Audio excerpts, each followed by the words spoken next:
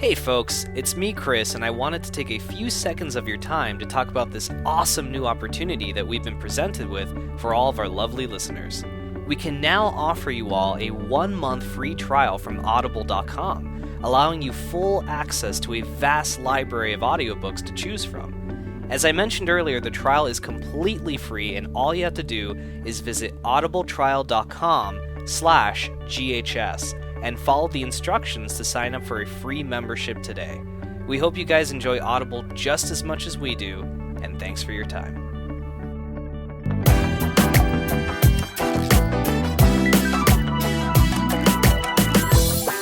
Alright, well on that note guys, we'll go ahead and for realsies this time, move on to our nerd news. We have a lot of great gaming news and movies and TV news to cover, so we'll just jump right into it. Yeah, dude, actually, Adnan, take us away, man, with this first piece. First news comes the way of Naughty Dog, who have officially confirmed that Uncharted 4: A Thief's End is finished. Yeah. The news came from Uncharted 4 and Last of Us director Bruce Straley. Not Bruce Straley. Sorry, I'm reading this completely wrong. I don't even know why I said Bruce Straley. I just looked at it. The news comes by the way of Uncharted 4 and Last of Us co-director and writer Neil Druckmann on Twitter. The developer also shared an image of his own early copy of the game. Hey, can you imagine that, getting your own copy of the game? Like, yeah, like I've not spent like a year knowing this game. I can't wait for the spoilers and everything else that comes out about it. So yeah, and at the same time, Naughty Dog posted on its Twitter page a picture of the game installing on PS4, and that's about it. And the game comes out on May 10th after it was delayed again. Oh man, so it's finally finished, man. Uncharted Finally 4. finished. So great. That's fantastic news, man. I'm very glad that now there's nothing holding it back. For sure, we could get our hype levels. We could actually maybe play the other games in advance to hype us for it. That's coming out in May. That's gonna be great, man. I don't know what to expect, but I'm excited for it. I mean, it looks fantastic. It looks beautiful. So I can only imagine it's gonna play pretty well as well. So. Yeah. Definitely excited. It's the big guns from Naughty Dog. High expectations, very high, astronomical, if you'd say that. But yeah, no, it's a for sure. Exciting. It's a for sure day one purchase for me. I'm getting that day one, like without a doubt. Yeah. Obviously, spoiler cast as well. Oh fuck yeah! Are you kidding me? It's gonna be fucking epic as hell. We're gonna be like, I couldn't believe Nathan Drake was actually a bunch of ducks in a costume. And then when they took off his mask, it's a duck. And then when they take off his bodysuit, it's a bunch of ducks standing on top of each other. That's because his last name is Drake, you know. Mm-hmm. All right, we should move on. I love that you entertain the notion that I think these things, Adnan. You're a true friend. Thank you. I feel like we're just the Billy Stewart of like 2016. It's a sequel, man. You gotta say. What's your motive? Or is it incidental? What line? But yeah. Right, so we'll move on to the next piece of news. This comes from a studio called Secret Sorcery, which has announced that its debut title will be heading to Sony's PlayStation VR. Oh, man. Dude, someone really awesome wrote this article, by the way. Indeed. We won't mention that first. But the studio said in its press release, and I quote, encouraged by successful collaboration on early virtual reality prototypes prior to our formation, we quickly realized that the immersive technology were going to change gaming forever. Combining the creativity, liberating lure of independent development, our commitment to high production values, and the opportunity to self-publish on the hugely popular PS4 console, we knew that the time was right to leap headfirst into this exciting new world. As Secret Sorcery approaches its first birthday, we're delighted to reveal that our friends at Sony PlayStation, inspired by our pedigree, passion, and progress, are supporting us. It's fantastic to see them nurturing innovation within the independent development and publishing communities here in the UK as they prepare to unleash PlayStation VR on the world. This is an amazing opportunity, and we're pulling out all the stops to craft an original, enduring, and rewarding experience, which will provide players of all ability with a compelling reason to join the VR revolution. We can't wait to share it with the world. For some context as well, Secret Sorcery is a studio based in the northwest of England, where, well, I live. They were formed last year, and includes members of the employment team of Rage Software and Drive Club developer Evolution Studios. Evolution Studios also shut down this week, which was big news. Yeah. So yeah, this was kind of like interesting news nonetheless, kind of like taken. Obviously, as I said, Evolution Studios no longer exists. Sony's no longer supporting it. It broke away from it and just like got rid of it. And this is again like more of a sign that maybe the studios they are reshuffling their entire structure. And this is an example where they have Secret Source, like a very small studio working in the northwest of England, like developing a PSVR game. I think we will see like reshuffles and restructure of how game development's done. Yeah. Well, okay, two things I have to say on this before we move on. First of all, I love their fucking logo. It's so cute. It's cool, isn't it? Yeah. It is cute. It kind of reminds me of Meta Knight from Kirby, if he dressed up as a witch. So it looks really great. And secondly, dude, this is great news to hear because it just further reaffirms what Sony has been saying for such a long time now, that there's a lot of developers, working on PlayStation VR.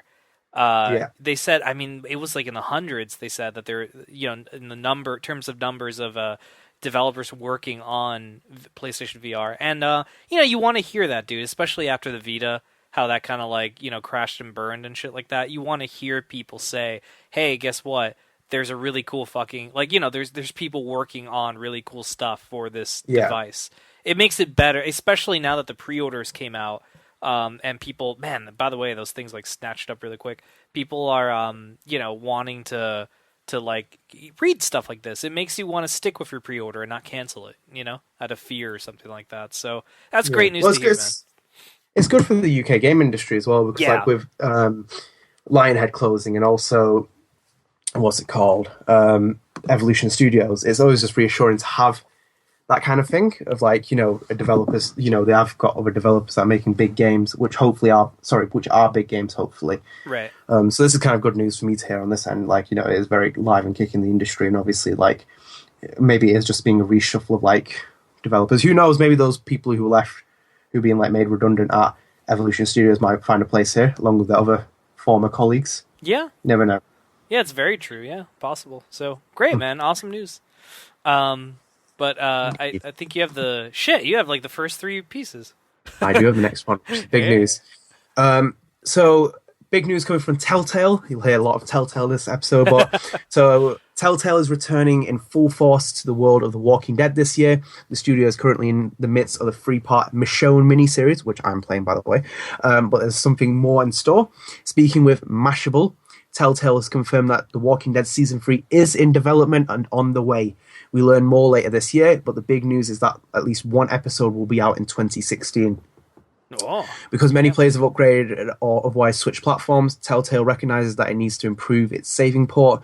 Choice is important in Telltale games, and having to replay earlier seasons on new platforms to get things just right is a bit of a drag. Thankfully, a solution might be on the way. Telltale CEO Kevin Bruner told Mashable, and I quote, "We got a strategy to help Season 3 players collect all their data from previous games."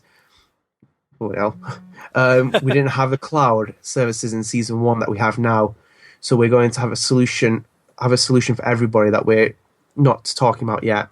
Oh, that's phenomenal to hear, dude. Yeah. Because I was concerned about that, because I definitely want to get Season 3 on PS4. I don't want to, get it on PS3 or anything. So that's great that they'll be able to get the choices and stuff. Some more interesting news as well. I've been scouring Twitter whilst we were talking. So Job J. Stoffer, who is head of creative communications at Telltale, tweeted 2 tweets. The first one says, "No more details on Season 3 Walking Dead until the summer, but the main takeaway is that it will be just as much as a new beginning as its continuation. That doesn't mean any specific characters are confirmed, even seemingly obvious ones, but stay tuned later this year for more news." Great, that's awesome, man. I think I'm excited for it, man. I mean, I like the Walking Dead series. I'm actually replaying for my YouTube gaming channel. That's youtube.com/crhappen. Walking Dead Season 2 right now, and I just forgot what a great season it was. I mean, I think Season 1 personally was better, but generally speaking, I love playing it, and I actually get to play it. It's one of the few games Rebecca, my wife, plays with me, so that's an added Pavlovian happy that I get. So, but yeah, no, it's cool, man. I look forward to it. I'm glad we're gonna get that, and also supposedly Batman this year. So that's gonna be really cool. Speaking of Batman, oh, transition time. Speaking of Batman, I yeah. will leave this completely over to you, Chris. Thank you, sir. So, okay, a couple of there's like Adnan said, we got a lot of Telltale game news, and there's actually some details that were revealed on the Telltale Batman series that's going to happen.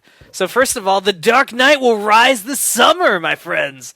The series is going to be debuting this summer. No specific image, but it's going to be summer 2016. And there is they kind of gave more detail of what the game will be about during a South by Southwest panel that occurred recently. So the new series will take place in modern day Gotham, but will not be tied to any existing adaptation of Batman from the comics, the films, or the games. The story will focus on both Bruce Wayne and Batman, with player decisions shaping the city Bruce encounters in daylight and the criminals Batman encounters at night. And there was actually a follow-up blog post after the panel, and I'll say a quote from the blog post, but it says here, quote, "Each night, Bruce Wayne chooses to change Gotham for the better. The team wants to explore what the consequences are of the player's actions when decisions made as Bruce have a critical impact on his nightly crusade as Batman, and vice versa. Certain key situations will give the player the decision to approach a scene as Bruce or Batman with consequences for both sides." End quote. So, yeah, that's pretty much what they said. They also said that a couple of key secondary characters are going to appear in the game, like Alfred, Commissioner Gordon, Vicky Vale, and Renee Montoya. And that Batman can, it says here, players' choices made as Bruce or Batman will alter the secondary characters' paths towards corruption or redemption. So, very cool, man. And to kind of piggyback on that news, there's more Batman news. Telltale is going to debut a new upgraded game engine with the Telltale Batman series. So, Telltale co-founder Kevin Bruner said the following during that same South by Southwest panel when they revealed the details. He said, quote, "We've got a whole lot of new technology that's going in that you'll start to see in Batman and Telltale games going forward. We have a bunch of new engineers that have been working on rendering technology, non-photorealistic rendering technology, but it's really cool, very much upgraded from the kinds of things that you've seen from Telltale in the past. It's still a Telltale game, so it'll be evolved from what you've seen before, but I think a more significant step than you've seen from any of our products in the past." End quote. So, yeah, that's all the Batman news, dude. Indeed, very interesting. Very, very Yeah. interesting. It's our big first chunk of detail since Batman was unveiled at the Game Awards Yeah. 2015. What do you think? Oh, dude, I am so excited for it. Honestly, I haven't been this excited with Telltale tackling a property that already exists since, to be honest, Back to the Future. Because Back to the Future, I was like super excited for, and it was great. I was excited for Jurassic Park. That was a failure. And, I didn't really like Jurassic Park, but all the games that have came out since, I wouldn't get hyped for it. But once I started playing it or I read reviews for it, I got excited for it. I am legit excited for Telltale Batman. That's going to be so fucking fun. Yeah. Yeah, I'm definitely excited on it. And there's the end of like how they're angling this with the Bruce Wayne Batman dynamic and every other character. I think like they're gonna have to approach it very carefully, because if they make it too much like the consequences can be massive and change the entire game, blah blah, then people will get kind of like shrouded by that illusion of choice that they normally do. Yeah. But like I'm very excited though for it now, because I think like how they've kind of explained it, it does work really well in that kind of universe. Because I've heard also that they're not taking any kind of like ideas from like previous adaptations like in any medium, so it's like their own kind of Batman universe. Yeah. So like they've got like super smart to do. That's what Arkham Yeah. did, and it worked so well for them. Yeah, and they're like we're going to focus mainly on Batman, not supporting characters and everything else. Like it's going to be Batman's the main focus, Bruce Wayne. Right. So yeah, definitely excited for it. Definitely think it's got good potential, and I'm very, very happy to hear they're working on a new engine, because that engine is dated as fuck. Yeah, I remember we on I think both Game of Thrones and Telltale I mean, I'm sorry, Tales from the Borderlands, the spoiler casts we did, which you guys should check those out. They're hilarious. You would say stuff like, "Oh, fucking this game engine." I mean, I know we're talking about story, but fuck this game engine. Yeah. So, Well, it makes sense though, the investment's going in though, because yeah. they do have Michonne's this year, Mhm. but I think that's running the old Telltale Tool engine. Yeah. But they have Michonne, they have the Walking Dead premiere, season 3 premiering this year. They have Batman in the summer. They have the Marvel project coming in 2017, and they also have that Lionsgate project as well. Yeah, the one that's been super quiet ever since they announced Yeah. it. Yeah. Man, Telltale has a lot of cool stuff planned out, and we'll see. I really hope. I mean, Batman is obviously going to be the first new series that's going to launch this year. It's going to be the first one since it's summer, and so that's going to be cool, man, to see the new game engine, to get excited for it. I mean, with the quote the guy said, by the way, the co-founder, he did make it seem like it's probably going to still look cartoony. So Yeah, you know I what I think mean? they're not going to really remove their artwork signature. Yeah, but I'm hoping it looks like cool. I hope Current it's different, huh? Current gen is the word you're looking for. Yeah, right. Like, just not like, oh, this could appear on any console. Like something that Yeah. kind of tailors more. Like, I'll give you a great example: The Phantom Pain. That game came out on a bunch of consoles, but when you played it on current gen consoles, it looked like a current gen game. So it Yeah. really, that was. I mean, then again, that was the Fox engine. That was an amazing fucking game engine. That was definitely a very good engine, I'll give them that. Yeah. But anyway, we have one last piece of Telltale news, actually. So, they've just been in the news all over the place. So, Telltale has announced that the first season of Minecraft Story Mode is going to evolve into something larger. So, the studio teased that the fifth installment, the fifth episode, would be something different. And today, or not today, but when this news was published, the information was kind of released on how it's going to happen. So, episode 4 of of Minecraft Story Mode wrapped up an arc that was called the Wither arc. The Witherstone Storm arc. And the next episode, which is called Order Up, isn't the end of the season. It's actually a new beginning.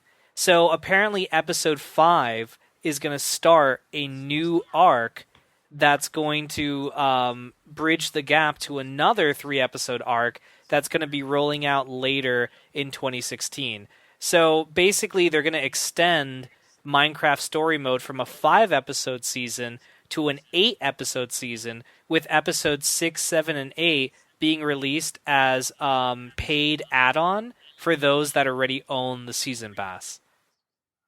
Mm. So, to give you guys an idea, when you bought that season pass for Minecraft, it's not the full season of the game. They're now adding more. So you had to buy. Basically, they told you, "Hey, look, it's going to be a Minecraft Story Mode season pass." But really, it's just the first 5 episodes, and now they're going to essentially release another season pass. That's 3 more episodes. And to be honest, dude, I think this news kind of I wouldn't say the word pissed me off, but it kind of rubbed me the wrong way. I think that's kind of not good marketing to be like, hey, look, it's Minecraft Story Mode. If you buy the season pass, you get access to all the episodes, so you can enjoy the whole story. And then, before the season is even over, when you're about to receive your final episode, they're like, actually, the next episode is the first of a new arc. Like, why not just be upfront about it? Why not just say Minecraft Story Mode Season Pass 1 or something, or Part 1, and you get the first 4 episodes. And then you say, we're going to make a Minecraft, because basically what they're doing is they're kind of like doing what some companies do with TV shows, where you buy a season pass, and then they're like, well, this is actually Season 2 Volume 1. If you want to get the other half of the season, you have to get Season 2 Volume 2. And then you feel like an asshole, because you're like, that's not what you said. You said, if I bought this, it was a season pass. They're like, oh, yes, it is, for the first volume. Basically, the episodes before the winter break. So I don't know, man. This rubs me the wrong way. I don't think this is good business or good marketing on their part. Yeah, I haven't played this series, but I've never been kind of fond of what they were doing, because one, it's Minecraft. It makes no sense why it's Telltale, in just a kind of general sense. Right.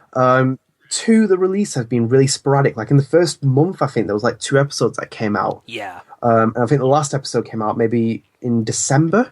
Yeah. So like they've been waiting a little bit while now for this finale, and then kind of like this entire idea of adding 3 episodes on doesn't make really sense because it's not a TV series to start off with. So don't start adding additional episodes in the middle of development. Right. But I don't understand why they didn't just make a mini series like they do with Michonne. Yeah, like a Or post. 400 Days to do something like this because like, I think I can understand why they also did it as well because like they did release the retail copy of the game.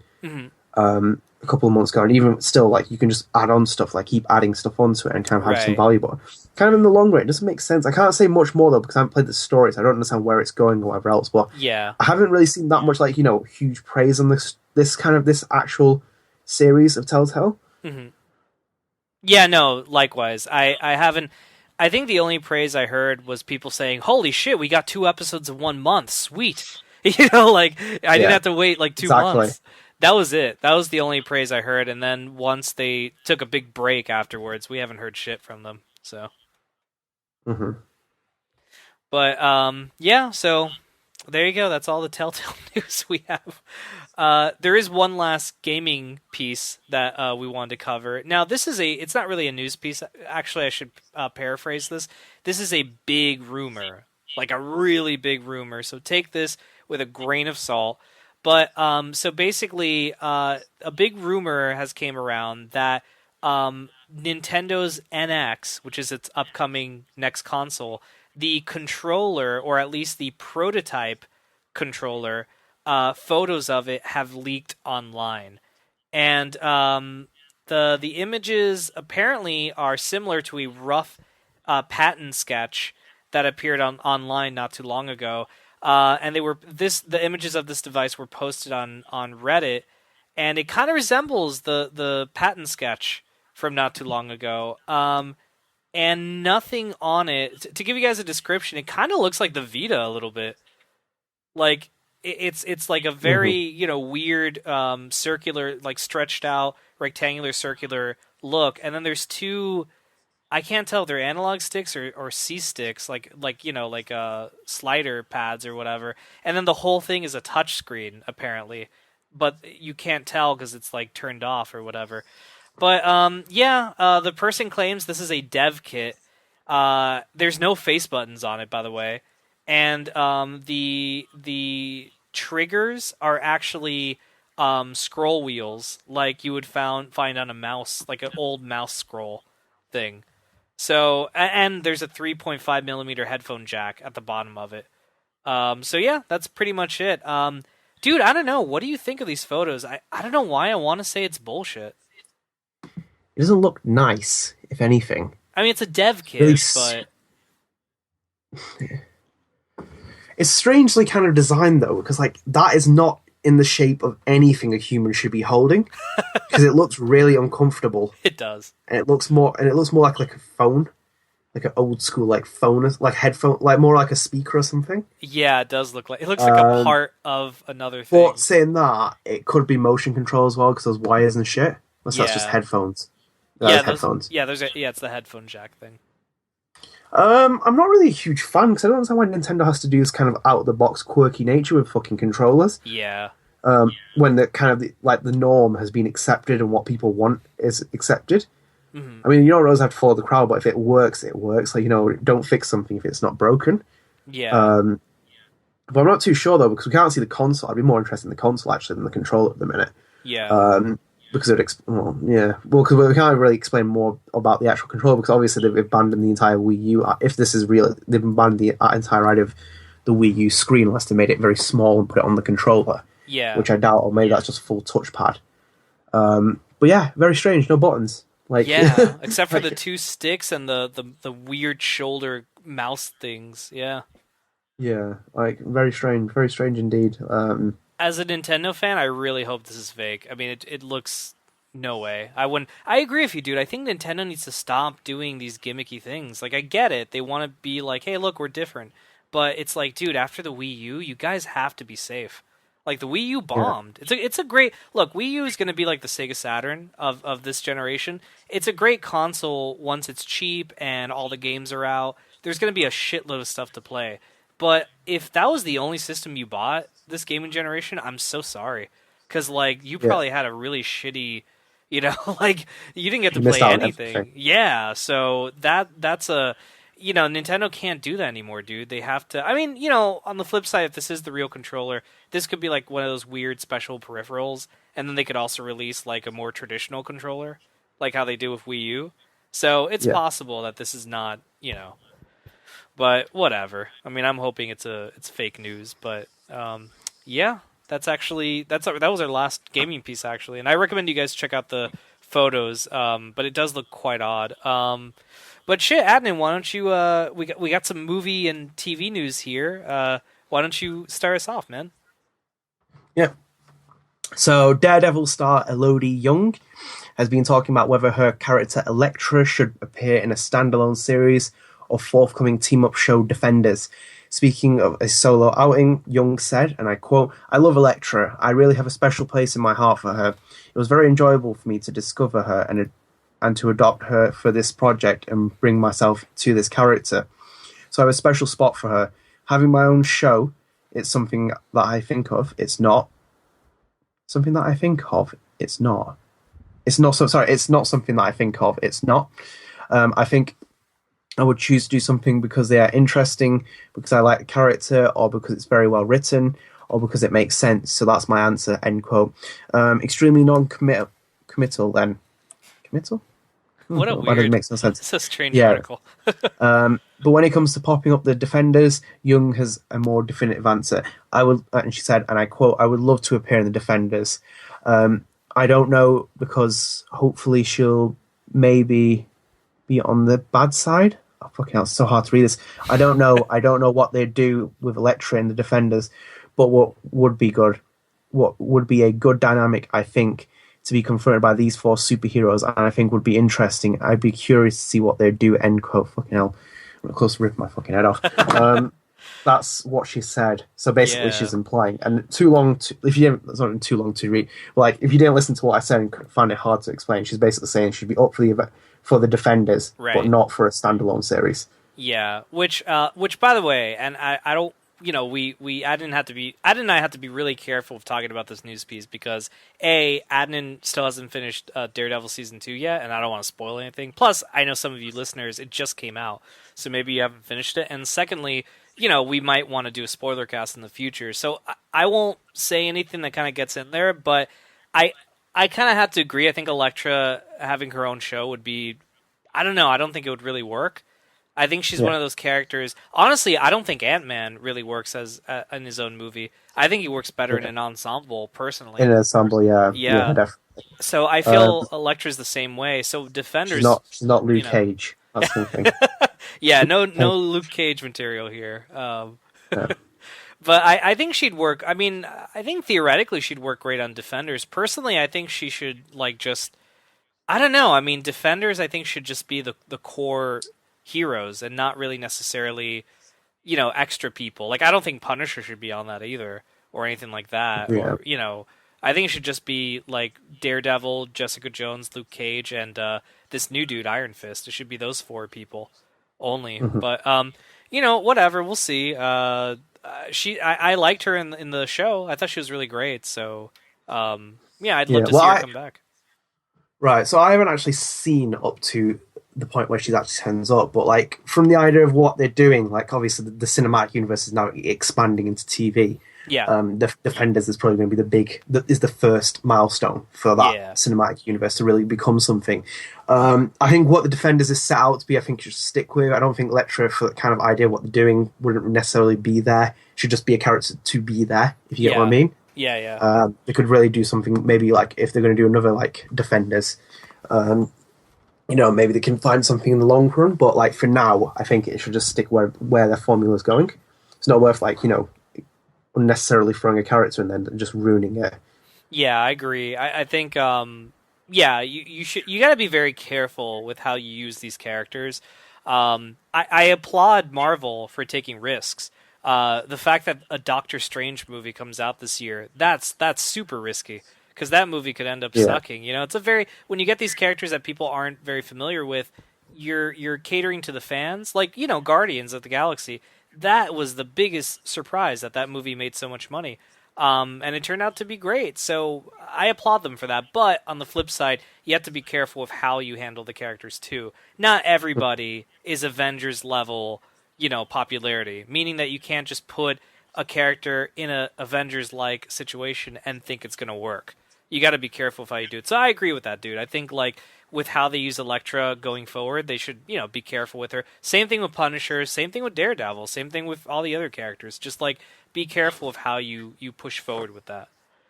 Yeah, I don't think every character, just because they become popular in the series, needs its own standalone. Right. You can merge characters, like, instead of making the Black Widow movie, they just put Scarlett Johansson with other people, like especially in the Captain America movie. She does kind of have in her own essence, she is standing on her own 2 feet in those films. Mm-hmm. So they do kind of really well with that. So it's not necessarily that, you have to have your own standalone series, but like when there's a merger in a different universe, you can necessarily do it. Right. Obviously a bit different with TV and the Defenders, but there is potential for like something in the long run to like kind of make out. But I think right now they're probably going to play it safe. Yeah. No, most definitely. Okay, now speaking of, I know we were talking about, Marvel taking risks with more obscure characters like Doctor Strange. Well, speaking of that, and speaking of TV shows, Adnan, this might be your chance, my friend.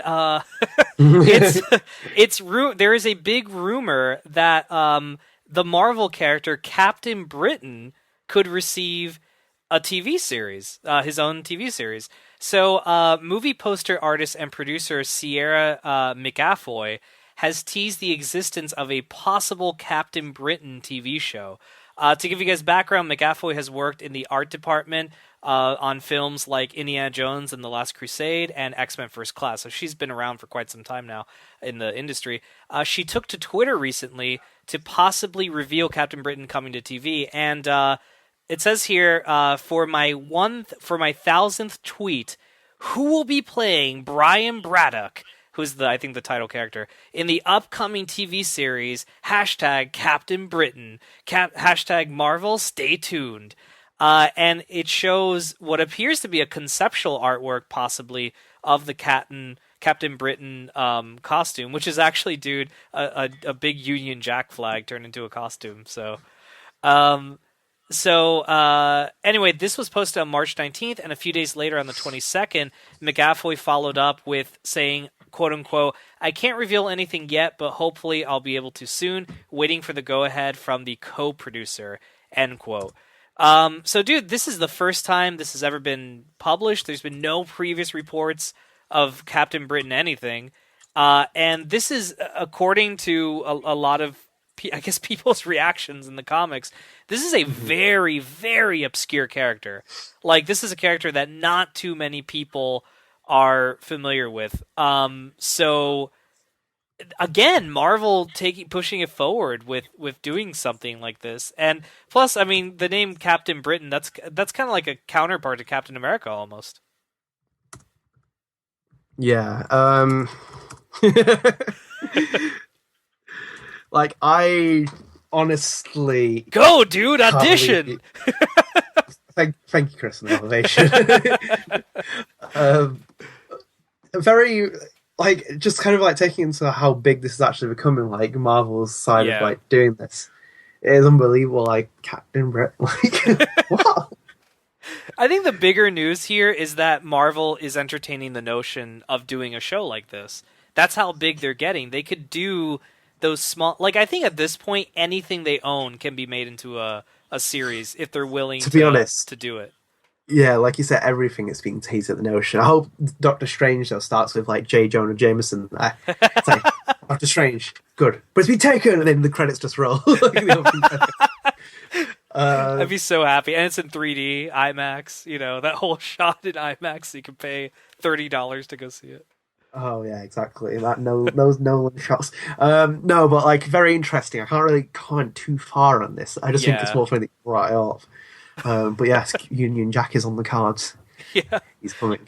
It's really great. And also, by the way, I forgot to add this. In reply to a Twitter question, McAvoy said that an official announcement could come either early 2017 or late 2016. So in other words, let's wait and see what happens with this. It's so out of left field, I feel.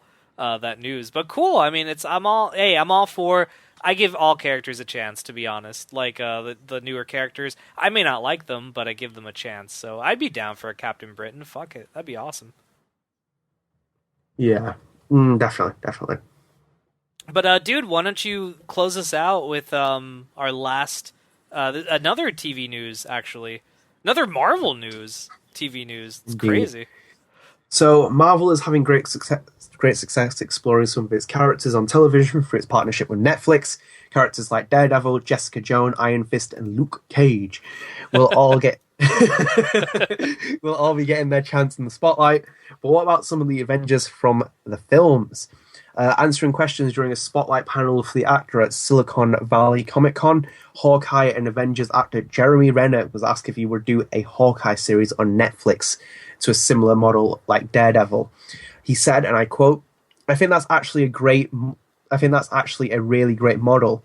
If there's a way to explore the character, maybe it's in that world. These are things that are really not in my control, but I'd be open to it. I've really enjoyed getting to explore the character more recently. The Netflix model is where all characters' dramas go to now. You're doing a superhero movie or a Netflix or HBO kind of model. So I'd be open for it. Not up to me, though. So yeah, that's it. I'll leave it at that. That's no, that's cool. That he's Wait, actually, hold on. Let me just add on this. So later on the panel, a fan asked if he would be open to a Black Widow and Hawkeye movie. Renner instantly responded with, and I quote, "In a second, I'd love that." End quote. That'd be back to you.